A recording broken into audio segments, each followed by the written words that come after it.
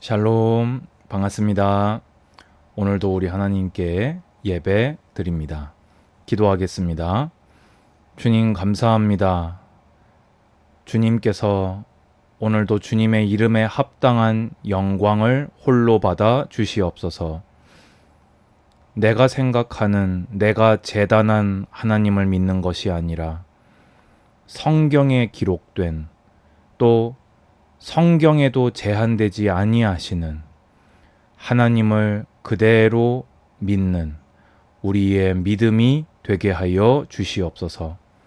거룩하신 하나님, 선하시고 의로우신 하나님, 위대하신 하나님을 믿는 이 예배가 되게 하여 주시옵소서. 예수님의 이름으로 기도드리옵나이다. 아멘. 하나님 말씀은 열왕기상 19장을 오늘 조금 천천히 읽으면서 보려고 합니다. 오늘 제목은 엘리야와 다르신 하나님입니다. 오늘 여기 19장을 보면은 엘리야가 놀라운 이적들을 행했음에도 불구하고 이세벨이 엘리야를 죽이려고 하는 상황입니다. 열왕기상 17장부터 보면은 어떤 이적들이 엘리야를 통해서 이루어졌습니까? 하나님께서 엘리야에게 주신 예언대로 기근이 임합니다. 또 그릿 시냇가에서 까마귀가 물어다 주는 떡과 고기로 또 연명을 합니다. 그리고 또 하나님의 말씀을 따라서 시돈 사르밧 과부의 집에 갔을 때 통에 가루와 병에 기름이 떨어지지 않았습니다. 과부의 아들이 죽었을 때 부르짖어 기도하니 그 아들을 주님께서 살려주셨습니다. 18장에서는 무슨 일이 있었습니까? 우연의 산물이 아니라 하나님의 그 말씀을 그대로 받아서 예언대로 3년의 기근이 종식되게 됩니다. 그 앞서서 갈멜산에서 무려 바알 선지자 450명과 홀로 싸워서 놀라운 대승리를 거두게 됩니다. 3년 동안 별짓을 다 해도 내리지 않았던 비가 엘리야가 얼굴을 무릎 사이에 넣고 기도할 때 큰 비가 내리게 됐습니다. 이런 하나님의 놀라운 기적들을 보면서 사실은 가장 놀랍고도 가장 이렇게 뭐라고 해야 될까요? 기대에 찼던 사람은 엘리야 본인이었을 겁니다. 이 정도 되면 백성들이 이제 나와 함께 하나님 한 분만 섬기겠지. 이 정도 역사면, 이 정도 기적이 일어났으면 저 악한 아합도 눈앞에서 생생하게 다 봤으니까 회개하겠지. 저 악한 여자 이세벨도 이 정도면 회개하든지 두려워서 떨면서 숨던지 그러겠지. 이렇게 예상을 또 기대를 했던 것 같습니다. 여기까지가 엘리야입니다. 그리고 여기까지가 우리들입니다. 근데 실상은 어땠습니까? 아합이 쪼르르 가서 엘리야가 행한 하나님께서 베푸신 그 모든 기적을 특히 그 선지자를 칼로 어떻게 죽였는지를 이세벨에게 말할 때 이 이세벨이요 정말 악령에 충만한 여자예요. 대가 찼어요. 요 정도 이 얘기를 들었음에도 불구하고 내가 내일 이맘때에는 반드시 내 생명을 저 사람들 중 한 사람의 생명과 같게 하리라. 그렇게 하지 아니하면 신들이 내게 벌 위에 벌 내림이 마땅하니라 한지라 라고 엘리야를 죽이겠다고 선언을 해버립니다. 안타깝게도요. 이때 엘리야가요. 마음이 완전히 무너져 버립니다. 그래서 이 형편을 보고 지금까지 하나님 한 분만 보고 달려왔던 엘리야가 형편을 보게 돼버렸습니다. 여러분, 형편 현실이고 사실이지만 주의하시기 바랍니다. 그래서 자기 생명을 위해 이 선지자가 어떻게 했다고요? 도망하여 어디까지요? 유다에 속한 브엘세바. 여러분, 갈멜산은 북이스라엘 최북단이거든요. 거의. 브엘세바는요, 남유다 최남단입니다.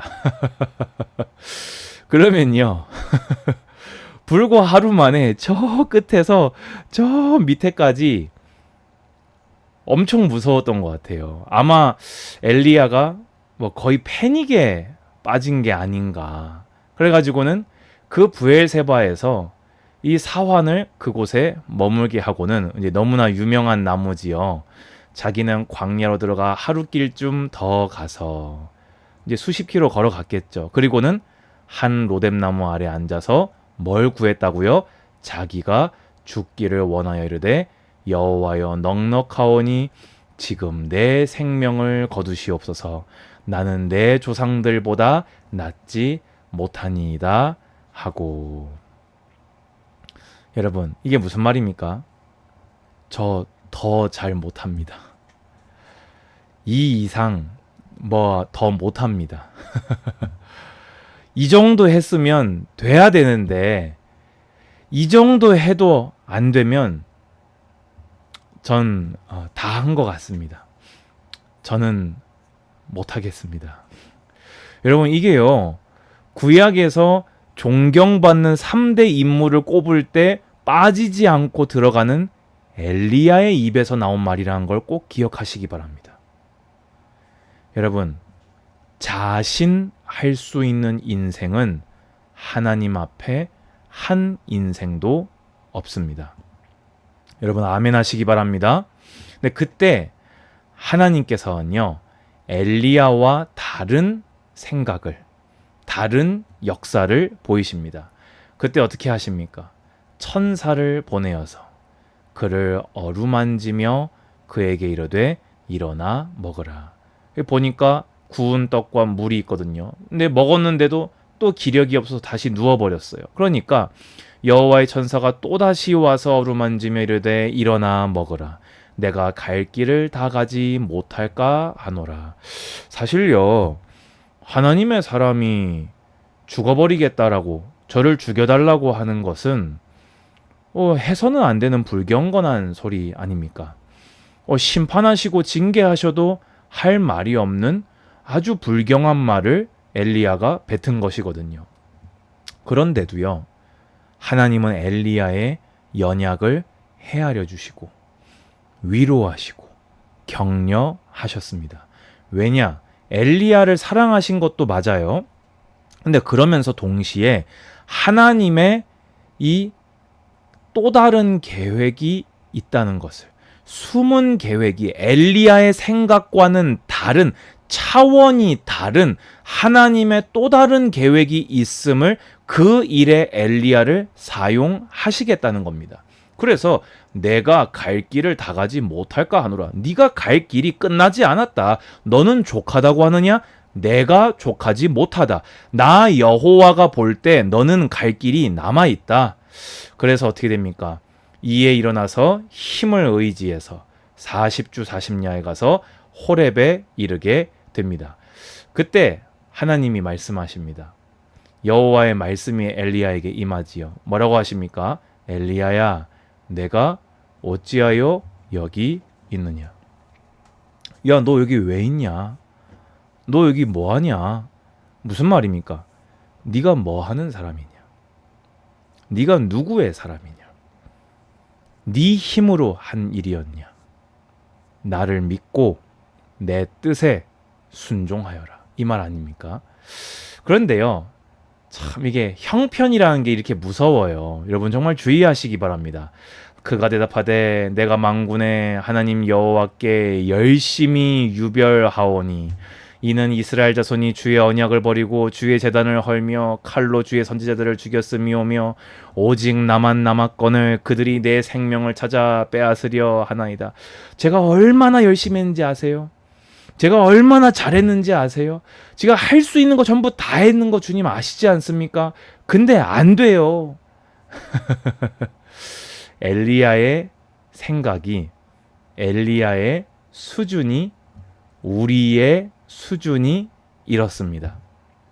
그때요, 여호와께서 이르시되, 이게 어떻게 됩니까? 산 앞에 서라 하는데 크고 강한 바람이 막 하는데 하나님이 거기에 계시지 않았습니다. 바람 후에 막 천지를 진동하는 지진이 있었는데 계시지 않았습니다. 놀라운 불길이 막 일어났는데 하나님은 거기에 계시지 않았습니다. 엘리야가 생각할 때는 바람으로 확 아합을 꺾고 막 지진으로 막 이세벨을 꺾고 막 불로 막 이스라엘 백성을 막 회개시키고, 그런데 하나님은요, 불 후에 세미한 소리가 있는지라. 여러분 아멘 하시기 바랍니다. 그래서 하나님은요, 그 세미한 음성을 듣고 나가보니까 또 뭐라고 하시냐? 엘리야야, 내가 어찌하여 여기 있느냐? 네가 누구냐? 넌 누구의 종이냐? 누구의 힘으로 하냐? 너는 어떤 계획을 위해서 하고 있냐? 근데 엘리야는 또, 여러분 이게 우리입니다. 우리요, 철저하게 성령님 의지하지 않고서는요, 우리 살아갈 수 없어요. 똑같은 대답을 하잖아요. 이렇게 다 보여주셨는데 우리도 남 얘기니까 엘리야 모습 보면서 좀 답답하기도 하고, 이 정도면 눈치챌 법도 한데 싶잖아요. 우리가 우리 형편에 매몰되잖아요. 안 보이고 안 들립니다. 엘리야도 못 본 걸 우리가 어떻게 봅니까? 근데 하나님의 계획은 뭐였습니까? 엘리야와 다르신 하나님은 어땠습니까? 여호와께서 그에게 이르시되 너는 내 길을 돌이켜, 그러니까 정신 차리다 이 말이에요. 그곳으로 돌아가라 이 말이에요. 네 사명이 남아있다 그 말이에요. 광야를 통하여 다메섹에 가서 이르거든 하사엘에게 기름을 부어 아람 왕이 되게 하고 님시의 아들 예후, 이건 북이스라엘의 왕이지요. 기름 부어 이스라엘의 왕이 되게 하고 아벨 무올라 사밧의 아들 엘리사에게 기름을 부어 너를 대신하여 선지자가 되게 하라. 네가 혼자 다 하는 것 같지? 넌 네가 다 할 것 같았지? 아니 네가 다 하고 싶었지? 나는 그렇게 안 해. 하사엘을 통해서 하고 예후를 통해서 하고 엘리사를 통해서 일할 것이야. 너는 그들을 세우거라. 그리고 착각하지 말아라. 너 혼자만 남았다고 했느냐? 이스라엘 가운데 다 멸하지 아니하고 남은 자 7,000명을 내가 남기겠다. 근데 그 남은 자는 어떤 사람들이냐? 바알에게 무릎 꿇지 않고 바알에게 입 맞추지 아니한 자가 너 말고도 더 있다. 라고 하나님은 말씀하고 계십니다. 결론으로 정리해 봅시다. 여러분, 열심히 유별함을 조심하시기 바랍니다. 내 뜻, 내 계획, 내 생각 없을 수 없지요. 사람인데요. 그런데요, 하나님은요, 차원이 다르신, 격이 다르신 거룩하신 하나님이십니다. 그럼 우리에게 남아있는 건 뭡니까? 겸손히 엎드려서 그의 뜻을 구하고 하나님의 시간표를 기다리면서 성실하게 오늘의 하나님이 명령하신 것을 살아낼 때 하나님은 하나님의 뜻을 우리를 통해, 이런 연약한 우리를 통해서도 일하십니다. 두 번째입니다. 제가 보면요, 너무 자기 스스로를 내몰아 세우는 성도나 사역자들이 의외로 많은 것 같아요. 여러분, 엘리야도 스스로 못 썼어요. 그렇죠? 엘리야를 위로하시고 격려하시고 깨닫게 하시는 그 성령님을 여러분 깊이 의지하시기 바랍니다. 저는 어젯밤에도 잠들면서요, 성령님, 저는 성령님이 없이는 아무것도 할 수 없습니다. 저를 도와주시고 충만하게 하여 주시옵소서. 여러분 아멘이십니까? 마지막입니다. 여러분, 절망은 없습니다. 어떤 상황이 와도요, 하나님은 은혜로 남은 자를 남겨서 구속사를 반드시 이루어 가십니다. 우리가 절망할 일이 무엇입니까? 하나님이 살아계신데요. 우리가 주관합니까? 하나님이 주관하십니다. 우리가 역사합니까? 하나님께서 역사하십니다.